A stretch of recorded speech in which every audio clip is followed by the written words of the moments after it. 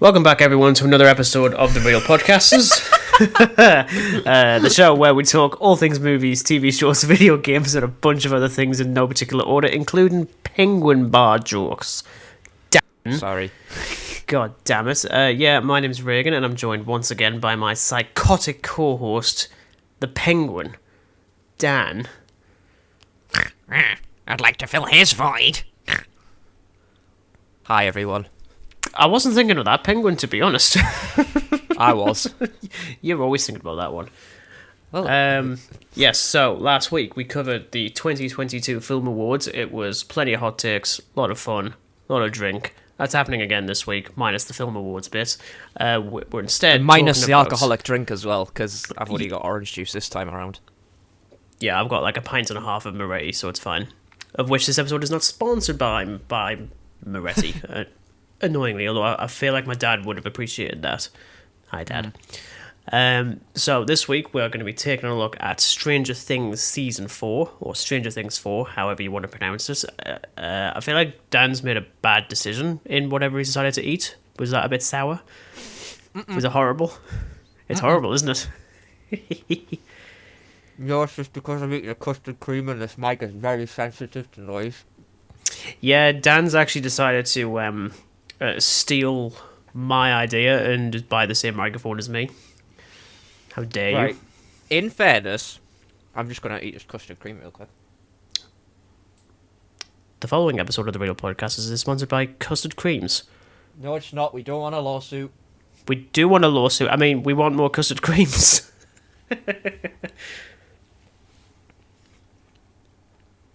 You know, I really shouldn't be eating this, but, you know. It's fine. Yes. I was originally going to get a mic called a Shuri, which seems to be like the mic for like podcasting overall. However, they're a bit expensive. They are USB and XLR, but this just seemed like the better option because I got like a... Well, I didn't really get a package deal, but it just worked out a bit cheaper, really, and, you know, this mic has its own inbuilt software. It's not very good for what we're doing, like, ideally, because we're doing it over the internet, not in person. If it was in person, we could totally use Road Connect. Oh, definitely. But, you know, we have to just grit and bear. But yes, it's very good. I've had a good little play with it. So, I'm liking it. Yeah, and I can already tell that he sounds a lot better, and this is him over the webcam. But yes, as I said, Stranger Things Season 4. This is something that we did talk about a little bit last year when we did our fairly exhaustive playlists. Which we stopped. Yeah, we did. I wonder why. So we will go into like our general thoughts on the first 3 seasons as well, but for the most part, we are focusing exclusively on Season 4. As ever, spoilers if you haven't watched the show from a year ago. I think it came out around the summer. I can't actually remember when in 2022 it dropped. Oh, goodness. I'm not sure, to be honest. Oh, it was in May, so relatively close. May and July, because they split it, but we'll get to that. But yes, as ever, there are time codes in the description if you are so interested. But yeah, let's kick things off with that. So, in terms of the brief thoughts on previous seasons, Dan, I know that you hadn't watched Stranger Things at all until last year, had you? No. So, much like you with when we've been speaking about like horror films that I've subjected you to and just going into them blind, I pretty much went into Stranger Things very, very blind. I'd heard like loads of people hype up about it over the years. I mean, you know, Season 1 came out whenever. I didn't bother watching it until like last year at some point. And I mean, like, you're talking literally months apart from Season 4. So I had to literally binge 3 seasons worth in a couple of months. But, you know, no challenge there. It was easy enough for me. Oh yeah, definitely. But I wasn't... Like, I watched an episode ages ago, Regan, and I thought, like, it's fine. I'll maybe watch it again, but I never did. No, you didn't. Because I actually struggled to get past the initial episode, because I just didn't know what everyone was on about, but then everyone was like, well, you need to, like, get into it more in order to understand what's going on. So, like, yeah, I should have just done that. Why didn't I do that? But yes, quite recent when I got into it. Yeah, so I mean, if you had to do, like, your general thoughts on the first 3 seasons, I mean, clearly you must have enjoyed it to even stick on for 4 seasons. For sure. I'd say that each season got better for me.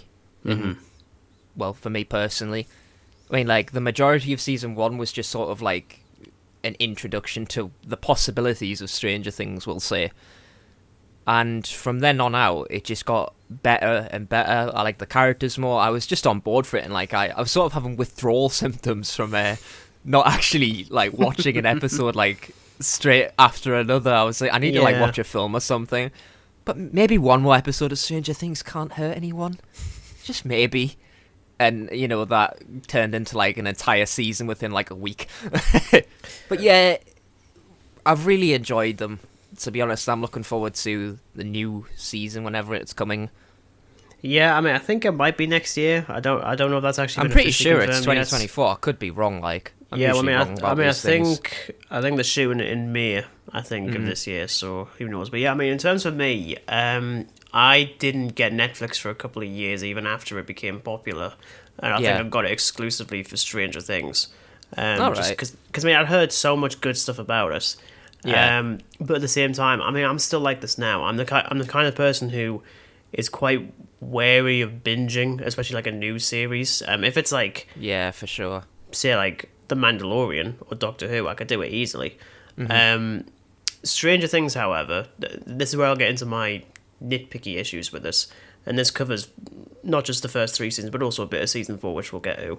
But my biggest issue with it is that there's a severe lack of rewatchability for me personally. Yeah, like I totally understand that.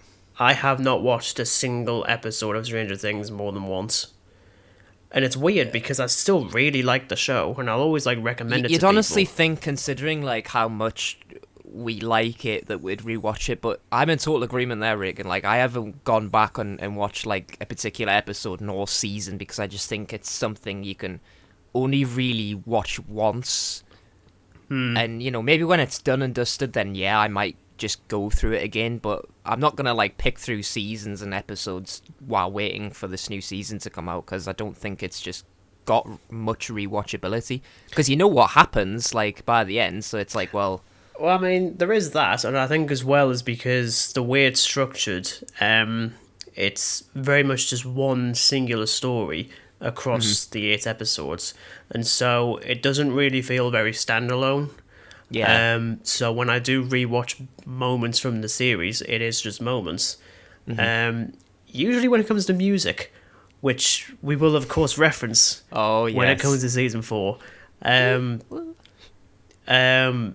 You've of course got the bit at the end of season 3 with Dustin and his revealed to actually be real girlfriend singing the never-ending story, and it's adorable.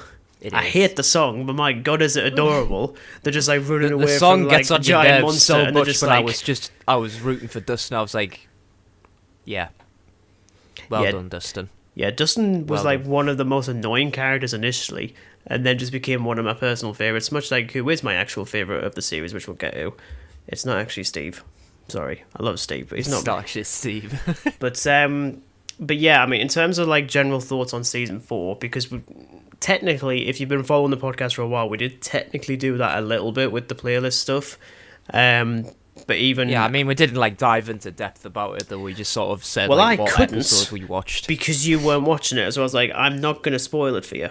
Like, that's just. I think the only thing you said about like season 4 was that like the last like couple episodes were feature length, and I know this now because I've been watched 2 hours them. and 20 minutes for the final episode. I'm like, sod off. Yeah, Jesus, like, it's a long one. Like, I'll get to that, but I mean, it's. I mean, Yeah. season 4 as a whole. I mean, I definitely agree with you in the sense that each season does get better, despite the fact I'm not very interested in rewatching like the season as a whole, especially season 4, because that first episode, whew, I really, really hate it. Like, it's so rubbish. And bearing in mind, we've watched 3 seasons of Chibnall recently, so to say that the first episode of season 4 of Stranger Things is rubbish, that means a lot. Yeah, I was about to say because that is that obviously means a significant amount. Then, like, blimey, Regan.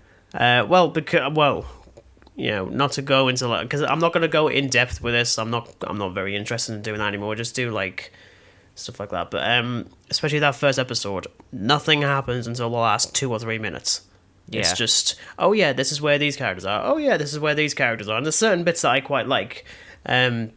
specifically with 11, played by Millie Bobby Brown, who's really trying to fit in at school, but can't, and she's constantly bullied.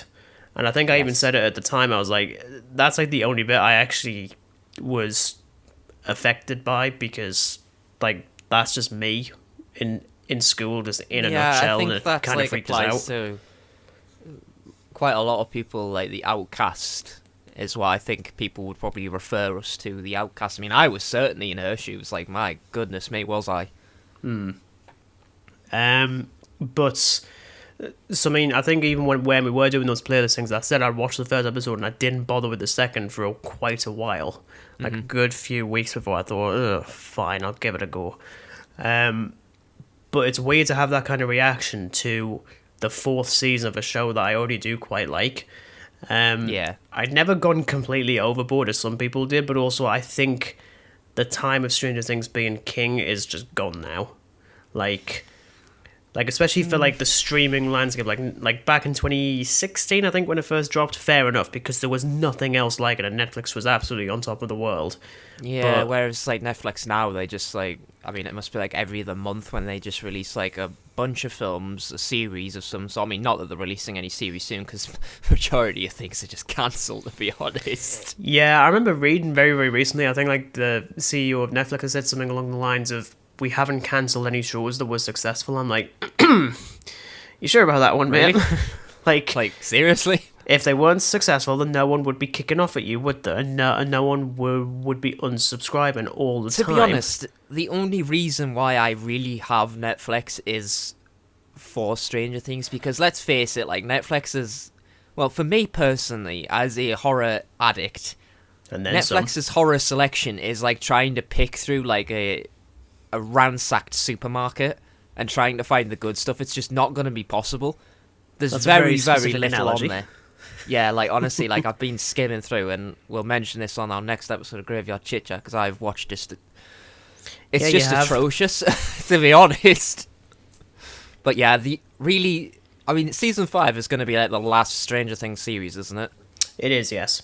It is, right. So as soon as that's done, I'll probably just cancel Netflix. I have been tempted in the past to do that, because there's not much going on. I think once I finish season 7 of Brooklyn Nine-Nine, we have really gone off topic all of a sudden. We were talking about Stranger Things, and now I'm talking about binging through Brooklyn Nine-Nine again. It's fine. But yeah, much like with every other previous series, especially with season 4, each episode does get better. Even the last episode, I'd probably still consider the best, even though it is way too long. Like, I'm sorry. Yeah, I know some people especially because the 5th season isn't going for this kind of length for episodes, apparently. So I'm like, what made you do this for season 4? Beyond just too much. Like, I understand, like, I mean, I'm definitely in agreement there that it is a bleeding long episode. And I mean, like, even some of the finales of other seasons, they're not nearly as long, like, an hour and a half at tops.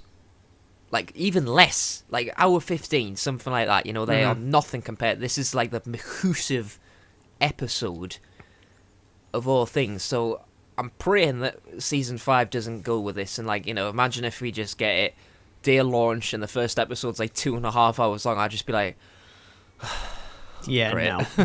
Thanks. Yeah. But yeah, so in terms of...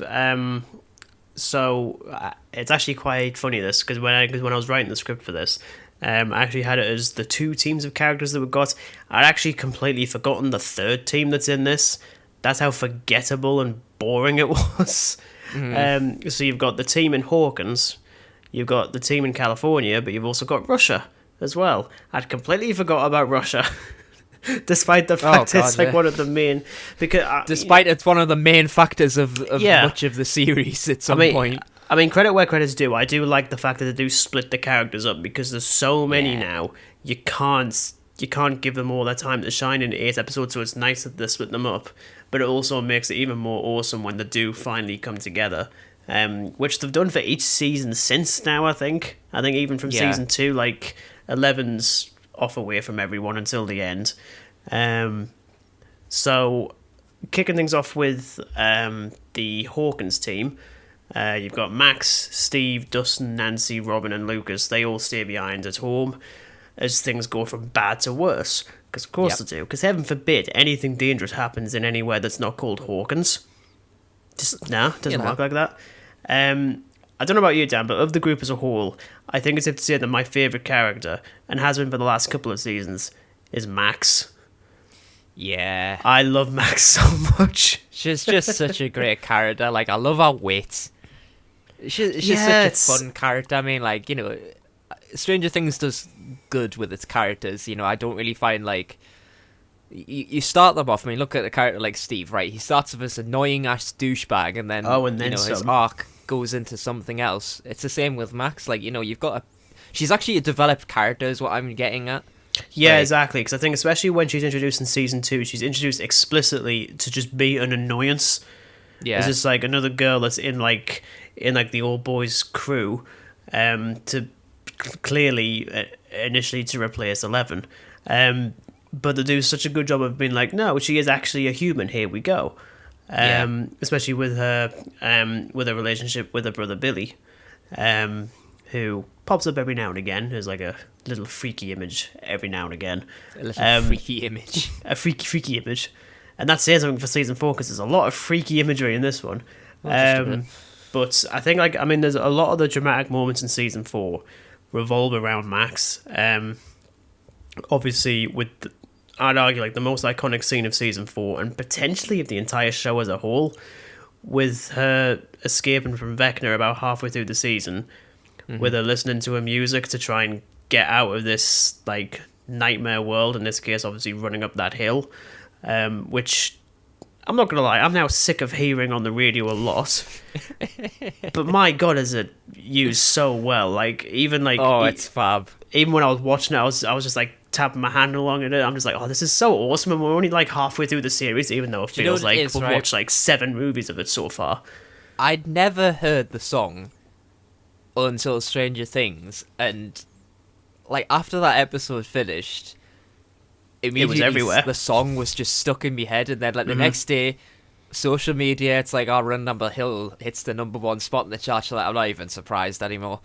To be honest, though, is that I do, because even now we're still in this phase of reminiscing in movies and TV where we just head back to the 80s. That's just a thing now.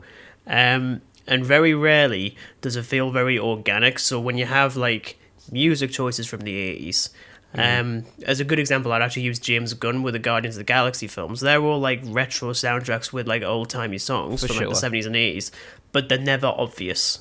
The ones you would you might remember, but they're quite happy to do stuff you might not have heard of and make them iconic. It's very much the case with Leia. The hidden away classics, really. They're not a sort of popular song by today. It's just sort of a track from way back when that you might remember. And I suppose it kind of works a similar way with Stranger Things, because this was a song from the 80s, and it's only just sort of got popular again. So, and it absolutely works for what Stranger Things is as well. You do have to wonder if the filmmakers knew that music was going to get, that song was going to get as popular as it was, considering that they then use a more cinematic version of that song for the trailer for the second half of series 4 before it aired, and it was awesome to hear, quite frankly. I've watched that trailer quite an unhealthy amount, quite frankly. I know you have. Oh, it's a great trailer, though. It's really good. I'm even saying that. I still get goosebumps on it, even though I've watched this many, many times, and I know what happens. But especially with that team, of the 3 groups, I do actually think that maybe the Hawkins group's actually my personal favourite. Or at least that's where I cared the most, mostly because all the bad stuff is happening there anyway. So they're right in the middle of everything. I'd probably say the same, though. I like all of the groups because they all have their own different personalities. Again, this is something that's very good with Stranger Things. They actually develop the characters. So there's always going to be a standout character in the game. We mentioned Max is the standout character for us. Yeah, but yeah, total agreement there that this is the group that has the most amount of drama in it. It cuts back and forth between the different groups, but it's this one you feel that there's more action, especially the stuff with Vecna, because Max is the chosen victim of Vecna now, so it's the drama of actually trying to keep Max alive and not do the Chrissy Crunch. Oh, the Chrissy Crunch. The Chrissy Crunch. I'd actually forgotten her name entirely up until just now. It's like, oh yeah, her name was Chrissy, and she was very much mangled. Poor There was a Chrissy. few mangles. Yeah, there was. Obviously, the second group is in California. They're very much trying to escape all the stuff that's going on in Hawkins. And basically, what they're trying to do is just grow up, essentially. Yeah. Obviously, of the entire group there, the most developed is 11, as per usual. It's been quite interesting looking at Millie Bobby Brown's work outside of Stranger Things and how relatively mixed it is. Like, she did Godzilla King of the Monsters. Did she? Yeah, she did. That was her first film role. No way. Yeah. I don't seriously. remember seeing in that film, but then again, it is King of the Monsters. It's a rather Mediocre forgettable affair. We will probably talk about it at some point. Probably Right. next year when we pair that up with, like, 1954 or something. I don't know. Rawr. There's a lot of Giant moth. No. Rawr. Giant moth. But yeah, I mean, in Stranger Things, she's still absolutely terrific, and I Yeah. think she probably does her best work here. I think I think the she'll be 4 remembered seasons. mostly for her work with Stranger Things. I mean, like, it's Millie Bobby Brown. Like, she gives it everything she's got. Yeah, she does a lot of hand-raising, screaming slow-mo faces in this season. There's a lot of that. Yeah. I mean, at times I'm like, she is kind of like the Deus Ex Machina every now and again, where it's like, oh no, what's going to happen? Oh yeah, just raise your hand, there you go, done. And in this case, she, like, doesn't she, Just like, raise your pull... hand, done. Yeah, I mean, like, doesn't she, like, pull, like, a helicopter out of the sky or something? I'm pretty certain she does something like that. Yes, it's when obviously when she's been kidnapped again. Oh no. Oh no. You wouldn't think, what was What are the gonna odds? happen. Yeah, she just basically just does the whole hand thing. And I mean, it's so cool, like, because you're just rooting for her the entire time. Oh, definitely. Like, these absolute bastards are trying to shoot her. And she just crumples up the helicopter and just chucks it into a mountain. I've never been more satisfied in me life. Even after a Halloween film. Wow. That's... I thought we weren't going to talk about this anymore. I know, we did say that, and look what's happened now, Dan. It's your fault. But yeah, I mean, like, she's great. And seeing her getting developed over the course of, like, 4 seasons is, well, what can I say? Like, it's great. It's one of the more interesting characters. Much like with Max, she has her own arc and stuff, so... Yeah, I mean, I think one of the issues was that even with splitting these characters up is that some of them are going to get developed more than the others. In this case, Will has had so much less to do as each season has gone on. Yeah, he's kind of just in the background for a lot of stuff. I mean, like, look, his development is still there, but it is in no way sort of progressed as much as other characters throughout the seasons. I mean, I think probably like his biggest moment was when... I can't remember which. I think it is the final episode, but this was more confirmed after the fact when he's talking to Mike in the back of the car, and like he starts getting like really emotional and he starts crying, like away from like Mike's eyes, and it's been revealed after the fact that that's essentially Will coming out, suggesting that he might have had feelings for Mike. I think, or at least that's how I've seen it, which that's cool and all. So yeah, I thought it was basically because they were like they'd been so estranged over the events of Hawkins and etc. They've lost like, touch with their friendship and stuff, But yeah, that's an interesting one, obviously, because he came out, respect for him and all that. That being said, Mike has shit all to do in this season. Like, Mike's just like, especially you're being considering bullied. like he was probably like my Why favorite didn't you character tell in me? season 1. Yeah. Why 11? All he does is just like complain about everything, and He's basically just Batman at this point in time, dude. He's like, why didn't you tell me, 11? Why didn't you tell me? Finn Wolfhard as Bruce Wayne / Batman. Wouldn't be the worst thing to happen to that series, frankly. I mean, but yeah, Nichols. he's kind of just in that season to just be the sort of controlling boyfriend again, sort of. Yeah, it's weird because I mean, it's like cute as it was at like the end of season 2 when they're having like the dancing, like the Christmassy dance thing in the school, which I did think was all like the cute and something stuff. ball. Can't remember what the hell it was called. But even at this point, I'm like, it's kind of run its course. I don't think you guys really work, quite frankly, if I'm honest. But then, of course, the other group that we completely forgot is when Joyce and Murray go off to Russia to find Hopper, who, surprise, surprise, surprise, is actually shooting some B-roll for his scenes in Black Widow. I knew you were going to say that. Yeah, because for some reason we had around 12 months between him and in Black Widow in a Russian prison, and in Stranger Things 4 of him in a Russian prison, and I'm just sat there thinking, how weird. Like, Yeah. this is just It wouldn't lazy. even surprise me, to be honest. Like, it might have been done. We're never going to know, really. But it could absolutely have been done. I wouldn't be You shocked. know, while he's there, we're doing an MCU film, right? And then Netflix is just like, I thought we weren't doing AMCU stuff anymore. It's like, shut up, Netflix. Shut up. Shut up. Shh. Here's $1 million. Keep your mouth shut. I mean, this plot. I mean, anytime they cut back to this plot line, I do find myself a little bit bored. Just like of the three, mostly because we know the Hopper's alive. Like, we always knew that, so there's not much emotional urgency there, I don't think. Yeah, I mean, that finale was a bit anticlimactic for me, truthfully, because I just knew for a fact that Hopper was going to be alive. Like, you know, there is no way they would just kill off a character like Hopper with something like that and not just, you know, next thing he's in a Russian prison. The Like, thing they're not is, though, gonna is do that. I wouldn't have been against the idea of them actually killing him off and keeping him dead, because I think, unlike most shows, this show, especially with season 4, it can properly goad you into thinking that someone's going to bite the bullet. Oh, for sure. Especially with the Hawkins group. Like, for a long time I was thinking, okay, it's either going to be Robin or Steve. One of those is going to die. Especially with the way, like, they frame it and everything, and I'm like, oh, I will actually be You're furious, treading on eggshells. I wouldn't be against it. Yeah. Because there has to be a body count at this point. Not there has to be like Game of Thrones. That's a bit much. Die. And speaking of the villain that's gunning off a lot of these, we actually have a proper antagonist for the first time in the series, because every other one has just been a monster from the Upside Down. This one is the monster. In this case, it's Yeah. Vecna. Every season has just sort of built up to this final baddie. You know, every other villain in the seasons has just been a scary monster from the Upside Down. A Demogorgon, a Demo Dog, The a Mind mind Flayer. creature with tentacles.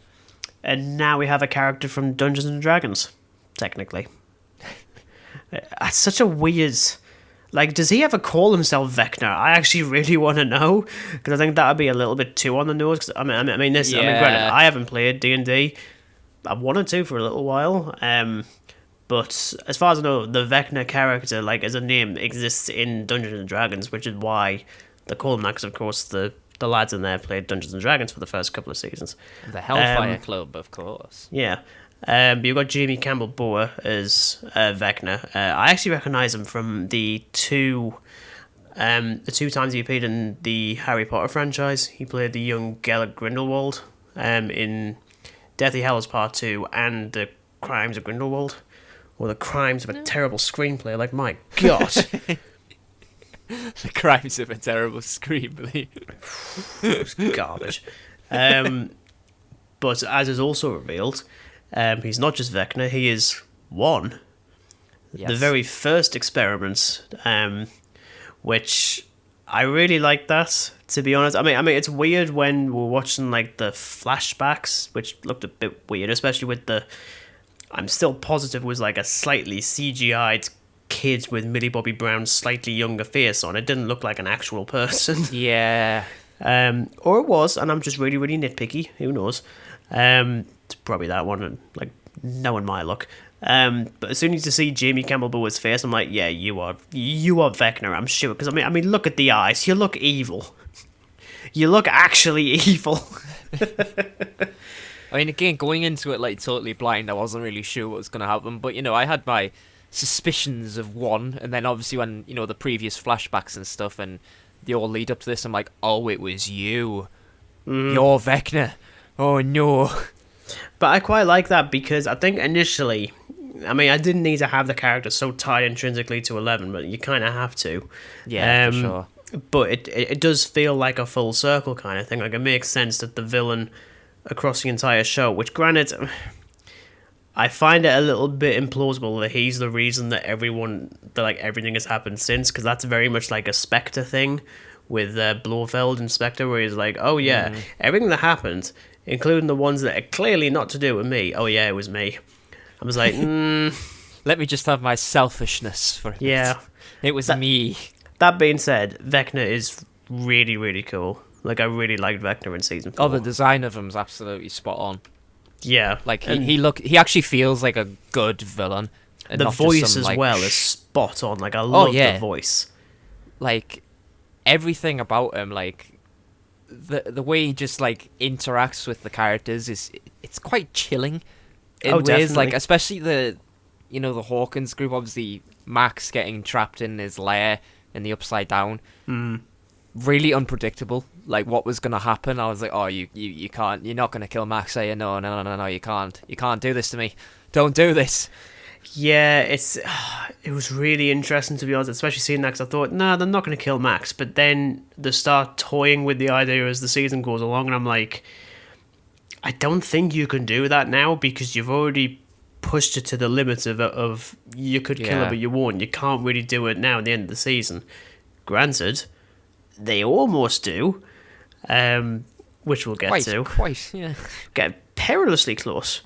But everything with Vecna I thought was absolutely spot on, and I think as well, especially with the flashbacks, because at first I was very confused with the flashbacks, because initially I didn't even realize there were flashbacks. I just thought they were just like perhaps the first lab was couple I still running. thought they were just like part of the like a dream sequence or something, but then as the season went on I realized they were flashbacks of the origin of 1/Vecna. At the same time, though, I don't. This is me just being puny nitpicky. At times, I don't like how the superpowers are used in this season, because it does make me think of weirdly enough the bit in Star Wars: The Last Jedi towards the end, when Rey and Kylo are trying to go for the Skywalker lightsaber, and rather than just picking the damn thing up with their hands. Oh god! They're like, oh yeah, we're gonna force pull it, and they're just gonna be pushing against each other. Telekinesis battle. I'm like, one of you would just turn the lightsaber on, skewer the other, and then, haha, it's mine. Like, it would have condensed the film so much if they just did it that way. I do really like The Last Jedi. I should stress that is absolutely. I'm not doing an episode on that. You can sod off. It's like a telekinetic tug of war. Yeah, because reason. there's also a lot more pressure to make it look visually interesting. Otherwise, it just looks like people just putting their hands up at each other, just like stop, Yeah. just constantly. I mean, it is quite tense because 11 is a powerful experiment, but so is him, so is he. So it's like, well, who is the most powerful out of it? So I think you're worried. It's Will, for the protagonist. It's Will. Will just bursts through. Plot twist: he's actually going to be revealed to be like a god in season 5. Him and his 1980s Beatles style haircut. Jesus, I hate that hair. Sorry, I just of all things to get annoyed at, it's not the hair. It's fine. But yeah, I mean, they do leave it quite open to the idea that Vecna could come back in season 5. Yeah.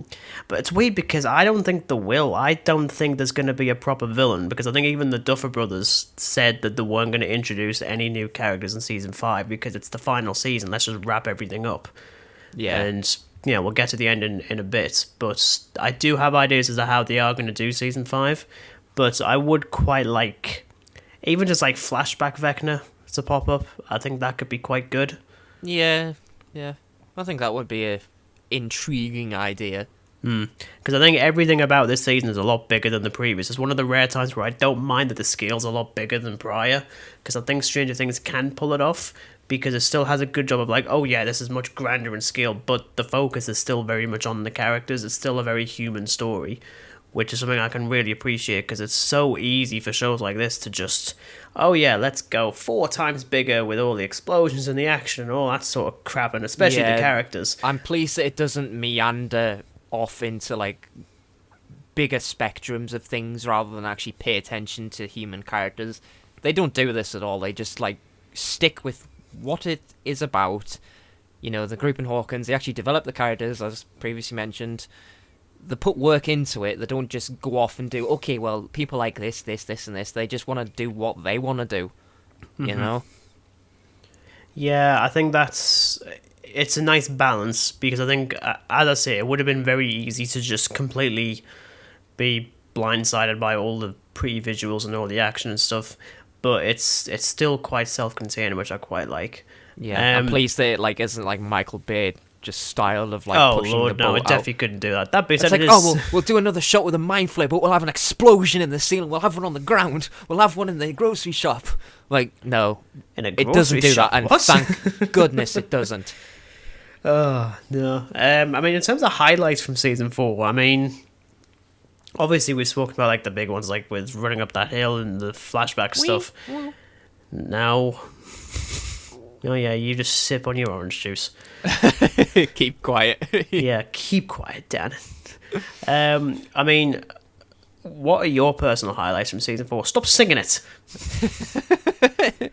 All right, well, there's a lot to digest out of season 4 for me personally, because as you say, like, it just goes up in scale with each season. Like, it just felt like the first couple of episodes were kind of like season 1. They were a little slow for me, but then after getting past them, it just got me full on. As I mentioned, like, you know, I was getting like withdrawal symptoms, not actually like watching the rest of it, because I was just so keen to like Which get is further good. on. That's good. Yeah, exactly. It's good, but you know, I was a little hesitant toward the last few episodes. Obviously, they scale in runtime quite dramatically, especially the last episode. But for me, I think just an overall highlight is how much I can just connect with the characters. Like, I actually have emotion for the characters, not just bland pieces of cardboard. They actually have feelings. I mean, like, the stuff with 11, great. Yeah. Like, Max, Dustin, and yeah, there are some characters that are sort of pushed aside a bit, but, you know, I'd rather them just be there than not be there at all, if that makes sense. Yeah.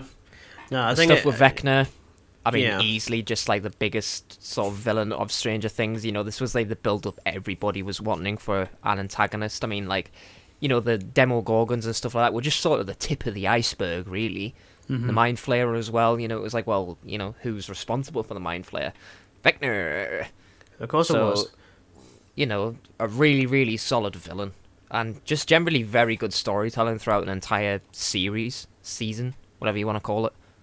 Yeah, I think, you know, as we say it like that, I mean, those first couple of episodes, they're so padded out. Yeah. Because in reality, they haven't got anything, and I think that's why I don't think people minded too much with the fact that they do tend to put the episodes out all in one go. It was a bit like when we spoke about Obi-Wan Kenobi, where they put out the first 2 episodes because they realised they can't put the first episode out on its own because nothing happens in it. Yeah. They're kind of just like little filler episodes in ways, much like with Obi-Wan Kenobi. They're just, you know, they have bits and pieces, but it's like the next episode where you wanna be for it. Yeah. I mean, as I say, I think, like, any moment with Max, like, I loved.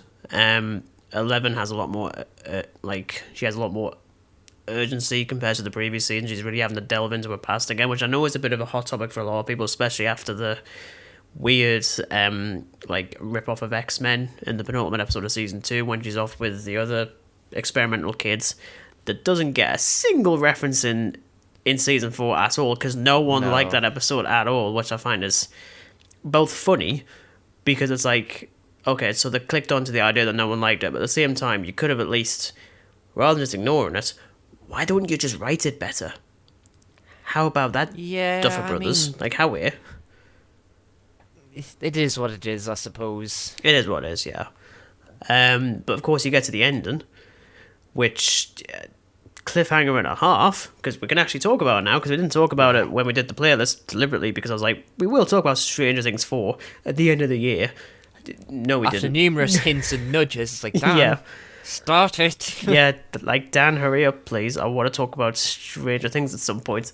But of course, the tear between dimensions is torn wide open, and now you've got the Upside Down that's threatening to just completely engulf Consume. Yeah. the entirety of reality. Which, I mean, that final image of them just on that hill, walking up that hill, clever. I like that. As opposed to running, because we're not that dramatic. And they just see, just sort of like the world of the Upside Down just pouring out. Like, it's probably one of the most visually consistent shows, especially of like this kind of budget and like the amount of visual effects that's in it anywhere. It looks absolutely spot on. My only hope is, as I say, if Vecna does pop up again, keep him to the side, because I think the whole point of season 5 should be them trying to properly, permanently close the breach, because they've already tried to do it a couple of times. Yeah, I'm sure there's been a couple of seasons finales that are focusing so on that. many times before it gets repetitive. I mean, like, yeah, you change the circumstances of it, but we don't want to delve into getting repetitive. Like, oh, the Upside Down breach, we'll close it via this way, that way, the other way. You don't want it to repeat. So you're absolutely right. Like, it should be full-on closure. The breach just can't ever happen ever again in the history of ever again. Yeah, literally. At the same time, though, I quite like the idea that finally, it's not just a case where it's only the little group that knows what's going on. Now the entire town, and quite possibly the entire world, is going to know about it. Mm-hmm. Though I feel like it's going to have to pick up immediately after the fact. Not unless you do it like Mad Max style, and it's just like post-apocalyptic, and it's just like some of it is fine, and the rest of it is just red and covered in thunder and lightning and clouds and weird flying bat and things. Fast little monster trucks. Yeah. Well, actually, because I realised we haven't even mentioned him at all, which is sad. One of the other highlights, of course, is bloody Eddie. Moment of silence. Oh, look at Dan. They killed the punk. I can't even express my sorrow for when that happened. Yeah, I was curled up in a ball, just praying that he was playing a prank. To be honest, I mean, when you Eddie see Munson him playing Metallica's Master of Puppets on the upside down version of like the trailer park on a caravan with Dustin, like clubbing off little Demobat things. Brilliant. Yeah, and the tragicness of it. I think it's a bit of a get out of jail free card that they introduce a character and then kill him at the end. It's quite annoying, if I'm honest. I'm like, yeah, the scene is very, very tragic. And at the same time, though, when you see the trailers initially for season 4 and you see like the brief shots of him like playing the guitar in the Upside Down, I'm sat there thinking, nah, he's goosed. He's absolutely going to die. Like, you don't do something like that and live to tell the tale. You just don't. Yeah, I mean, maybe if his amp was just a bit quieter. Just a little bit quieter. Yeah, I don't think it would have helped, to be honest. No, it wouldn't. But yeah, I mean, that being said, I did really like Eddie Munson across the series. And yes, there's just sad so he dies. many like good highlights from the series. Like, it's impossible just to pick every single one of them. But Eddie Munson is just like throughout the entire thing up until his tragic death. Tragic. Hold back those tears, Dan. Hold back those tears. It's alright, Dan. He's only a fictional character. He's real. They be. didn't kill the actor. They just killed the character. So you can get up now. We're done. They just start like poking him with like a boom pole. Joseph. Are you okay? The bats weren't real. Well, to him they were. They were very, very, very real. Yeah, I mean, like, it's great. Like, he's great. Like, loads of characters are just great. Like, it's really difficult to pick, like, who is, like, the best character out of the entire season, because there's just so many individual personalities. Well, I mean, like, Robin being another one. She has some really memorable moments. Oh, I love this Robin series. so much. She's so great. She's hilarious. I mean, I'd still say Max is probably my favourite. I am very curious as to what they're going to do with her, though, considering that the position that she's in, like she's laid up in a hospital and she's not really there, like soul wise. So I'm positive that they're gonna bring that. Like Max is obviously gonna come back, but I'm sure the Vecna's gonna have some sort of presence. I think with Max, Yeah. which is gonna. I don't think she's off just a the little hook bit entirely. No, definitely not. It's also interesting that he goes for her on multiple occasions, which I can't actually remember if they actually explain why. I can't. Isn't it like due to like fear or something? Like all the other victims of Vecna, like it's something to do with like something that's happened in their past. That's something that's upset them. So it's like a hidden like yeah, I sadness suppose. in them or something. I can't really remember, but it's something to do with like trauma and all this like the bad emotions, and he feeds off that or something. Which It's I suppose, something like I that. mean, beyond 11, of all the characters, Max is definitely the one that's dealt like the worst hand, especially because she's lost everyone, especially Billy. Yeah, because Vecna sort of plays some poisonous little mind games with Billy. Poisonous and then some. But yeah, I am very curious to see what they do with her in season 5, and I guess like season 5 as a whole. I mean, what's like your things that you want to see? Oof. Well, A good story, a good ending. well, I know that it's gonna be good because I've liked every single season so far, and 9 times out of 10, you know, the writing quality is there. Just bar that episode in season 2, which nobody liked Yeah, I because it didn't. just is what it is, you know. And you know, it's probably a good thing it was never mentioned in this season. So I'm just hoping that, you know, they don't just butcher it up. I'm not trusting them to butcher it up. Like, I know they're going to do a good job with this, and as a finale, you know, the final thing to Stranger Things, there's going to be some pretty intense moments, I think. Oh, definitely. And I think as well. I mean, I just want it to be very final. So there's no Yeah. like setup for a potential 6th season, because I'd quite like this to be one of the rare occasions where It just it finishes. can actually yeah. end. Yeah. At the same time, I there's- don't want mean, something that's going to, like, lead into, like, spin-offs and stuff, or, like, potentially, like, a spin-off season. I'm just like, can you just end it? Like, it's had its run. It'd just be nice if this could just be that particular TV series that just ends. I am pretty positive that 11's going to bite the bullet. She I kind of think has that's to. a good assumption. Like, Because I think something, the something only reason I involving think a character they like won't- 11 has to happen. Like, Yeah, because whether or not she loses all her powers or she just bites the bullet, it could be either of those. But yeah, I have my suspicions about that. Because there's already quite a few characters that you can't kill off because they've already goaded you into that. So like Max, Hopper. That being said, I'm sure they kind of suggest that 11 dies at the end of season 1 before revealing this Hopper found her and took care of her. Maybe Will, possibly. Though I know that the internet will just throw all of the wrath at us, especially after what happens with them in season 4.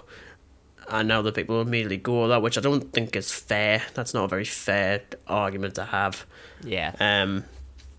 That's like an entire other topic, frankly, that I'm not even going to try and discuss, because there's not a right or wrong answer. Just make your character good, just full stop. So 11 probably. Mike has had nothing to do. Dustin, I would kill all of Netflix. I would kill them. Oh, they can't. They can't. They even lay a finger on Dustin. We're gonna Like- have issues. The most they can do is get rid of his teeth that he's now grown. Get rid of them. That's fine. You can get rid of the teeth again and put him like he is in season 1. Fine with that. Or, this is me thinking, I think like the final shot, if it's not going to be like a happy ending, if it is, I think they might have like a D&D game. I think it's going to be that. I also have assumptions about a final shot. But it's weird because I'm Stuff like... with the hill has become somewhat iconic throughout the season, so I think there's something going to end up on the hill, like maybe a D&D game on the hill. They've always had like a hill related thing in each season. Like even in the end of season 3, like when they're trying to get like the radio signals, it's at like the top of the hill. Yeah, and that's what I was thinking of mostly, like, because, you know, they go to set up like the radio equipment, and they just generally, you know, they're on the hill when the rapture happens. So it would be nice if like the final shot was just of them on the hill or the surviving characters on the hill.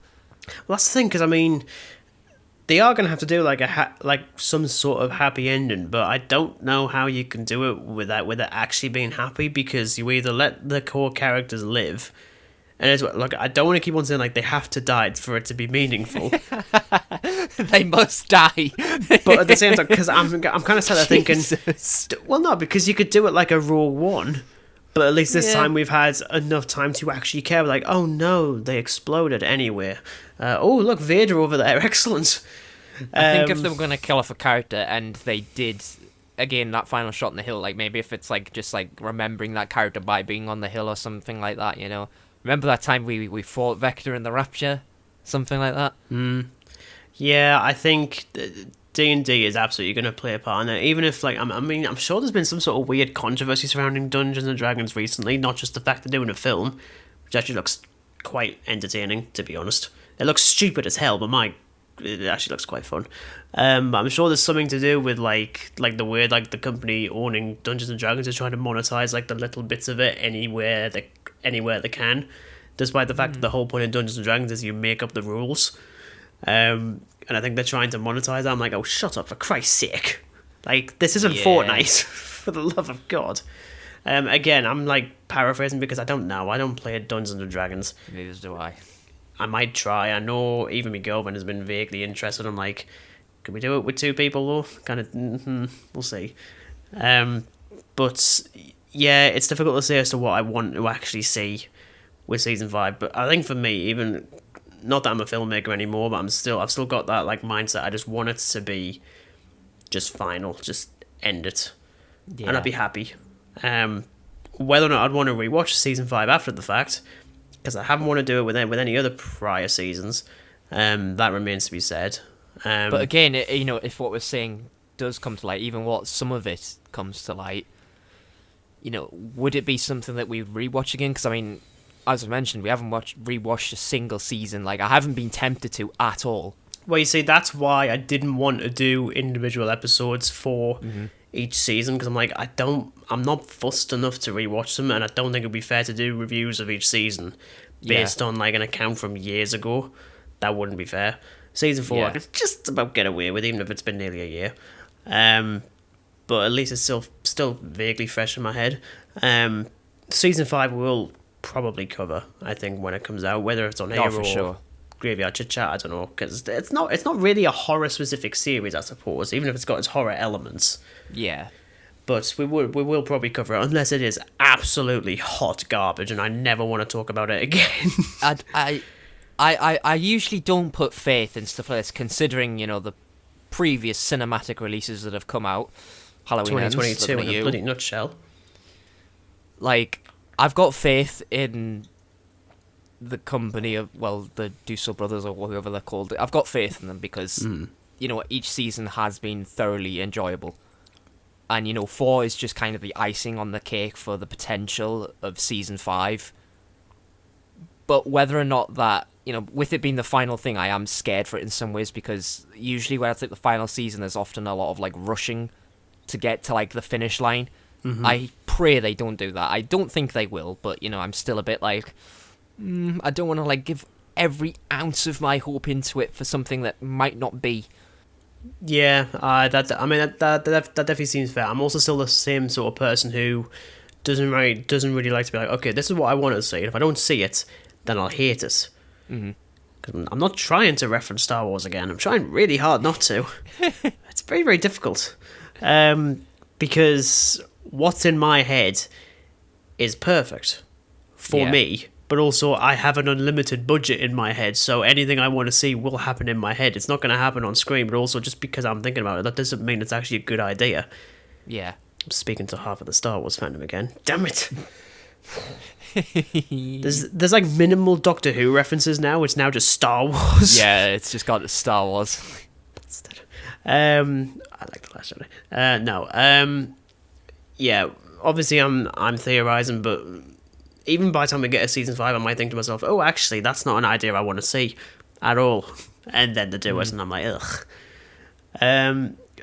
But yeah, hopefully, that's actually like another thing I want from season 5 is for me to actually be quite happy to watch it again. that's actually my biggest nitpicky want, because I've not wanted to do any, even for season 4, which, if we wanted to say, is it the best season of the 4, I'd say so, I think. Yeah, for sure. I mean, as I said at the start of this, like, each season has gotten better, so the one that holds the king among them all is season 4 for me. Like, I just think it's the best one so far. Whether season 5 tops that or not will be confirmed whenever it comes out. Yeah, as I said, I mean, I think it's filming middle of this year, so I'd assume 2024 at some point. So I'll definitely pencil that in for a future episode, because, you know, I'm planning like a year in advance. I'm not that, like, committed. I'm doing it like 5 or 6 months. I have plenty of time. But yeah, I think that's been our thoughts on Stranger Things season 4. I really hope you enjoyed us. We've just hit the 1 hour mark as we're recording this. I don't think it's going to hit an hour. I'll whittle it down. There's plenty of spaces and things that Dan has said that I want to remove. I'm kidding, obviously. I'm going to remove every single bit of dialogue from him. You have, actually. You have been really nice, even though I called you a psycho. So I'm glad you kind of ignore that. Sticks and stones will break you. That's it. Sorry. Psycho. I just went like Rocky 4. All of a sudden, I must break you. Rocky 4? Why did you go to that? I think I saw like an advert for like one of the Rocky 4 4K collections. I'm like, I'm not doing that. Thank you very much. Sylvester Stallone stars in Stranger Things. Hey, Vecna, we're gonna have a fight. You bring in Sylvester Stallone as like someone's really old father in season 5. I really want to say that now. Bugger. Hey, Vecna, we're gonna brawl this out or curl and kiss. What we're gonna do? Yeah, I really want to say that. Bugger. Okay, another thing I do want to say, and I'll be annoyed if he isn't, it's Sylvester Stallone in Stranger Things 5. I don't even like Sylvester Stallone. Sorry. It's, you know. You see, like, the final shot is going to be of all the characters, you know, no one's going to die, they're all going to be on the hill. Alright? And it just pans along. Gonna run up. Let's go, hey kids, what action did I miss? And then like, how did you get so old, even though at this point in time you would have been really young? He just comes on with, like, all the Rambo gear. It's like the bandana and everything. That would be so awesome, and It would. have not seen Rambo. I mean, how weird. You know what it is? Like, we're taking the mick, but it actually does sound quite good. Like, the rare time we actually come up with an idea that is actually vaguely interesting. Hey, Max, I heard you kick Vecna's ass. I did it 3 times. I broke him. I can't do this. The Sylvester Stallone voice with like a stammer. That's a bad idea. I can't do it. Well, you just gotta make it nice and deep. okay, that went more like sort of... Anyway, tangent, is it? That has been that has been our thoughts on Stranger Things season 4. I really hope you enjoyed it. We certainly did. Well, the season. Maybe we enjoyed talking to ourselves. We'll find out in the edit. Talking to myself is annoying. Or listening to myself, I should say, is really annoying. But thank you very much for listening. Obviously, all the usual, like, share, subscribe, all that sort of crap. Please get us to like 24 or 25 subscribers. That'd be really, really nice. I'd really appreciate that. Please. Yeah, I just like jinxes, please. Next week's episode will be out probably a day or two late, because Meg and Dan will be subjecting ourselves to another Comic-Con next Sunday. We're going to be going to Teesside Comic-Con, meeting a couple of people that I'm trying really hard not to like fanboy the shit out of, quite frankly. But we will be covering that for an episode. We'll probably try and do like a video style thing again, just to put up some photos. Yeah, just that would be good. Just to like boast. That should be interesting, and hopefully the car works. Don't jinx it. I can't be dealing with that again. I can't. I'm certainly not taking the It was extra expensive, right? But yes, expect that one maybe like Tuesday or Wednesday, depending on when we actually record it. Probably not on the Sunday night, because we'll be knackered.